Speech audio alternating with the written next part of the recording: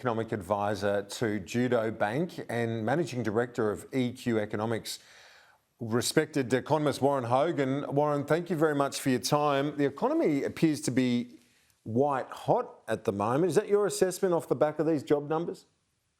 Yeah, good afternoon, Kieran. I think that's pretty close to it. That's a very technical term, of course, but the economy is clearly recovering at a much stronger pace than anyone expected, and it's happening right through in 2021. We're in a great position going into the end of JobKeeper, and today's employment report is really an important number because all these key labour market metrics are basically back to where they were pre the pandemic. So effectively, we've recovered. So it's great news for the Australian economy, and it's a big tick for the government's policy program of the last year. Is the economy then ready for the end of JobKeeper? As we were just discussing with Ross Greenwood, there are still concerns about that, with more than 1 million workers taking that government wage subsidy. Is the economy ready to absorb that?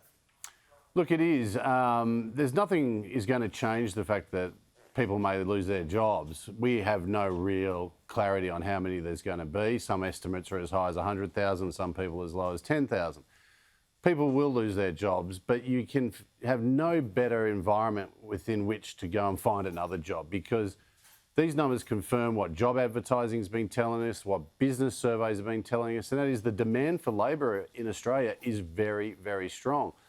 The real problem we've got, and the JobKeeper conclusion is going to highlight this, is getting the people who are losing jobs into the new jobs that are being created. And that's not just in different industries, it's in different geographies. There's plenty of stories of skills shortages and labour shortages out there. We've got to reconfigure the workforce, and this pandemic that's probably one of the most important impacts it's having on our community.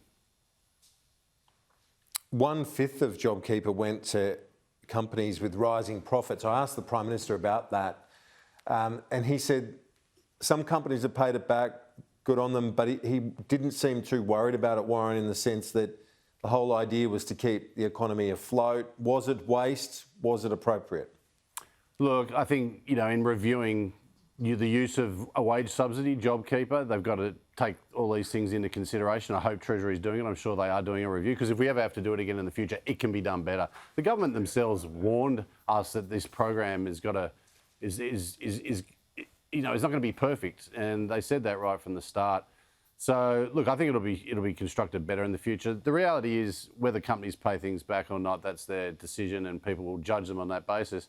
But these businesses that have had their profits bolstered by JobKeeper, well, the evidence now is that they're using that to invest into employ, and the savings that people have built up because they were on JobKeeper and had their income supported, they're going to use that to spend. So it looks like it's not wasted. It's actually the buffer, and it's being really critical to getting us back off government life support, and a private sector business-led recovery is on the offering now in 2021.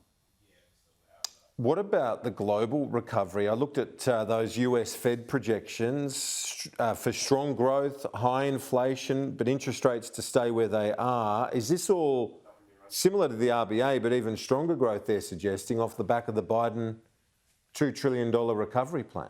Yeah, well, Ross touched on this. The bond markets are getting quite spooked by this strong growth. The central banks are telling us they're going to keep their cash rate, the short-term interest rate, where they are for 3 years. And these economies are coming back far quicker than anyone expected. And the markets are rightly asking the question, is that appropriate? And in the US, the Biden stimulus is $1.9 trillion. It's almost as big as what Trump did a year ago when the pandemic struck. In fact, it looks like the US government has spent more money fighting COVID-19 than it did fighting World War II. Now, as the economy bounces out of this pandemic, as we get on top of the health issues, there's a real chance the US could really fire out of this downturn really strong. They're expecting 6.5% growth. It's going to drag the world with us. And this is the big question for financial markets. Is that going to create inflation? So, look, we've got a very strong outlook for growth in the US, and probably here in 2021. Economic Advisor at Judo Bank and Managing Director with EQ Economics, Warren Hogan. Very much appreciate it. Thanks. Thanks, Kieran.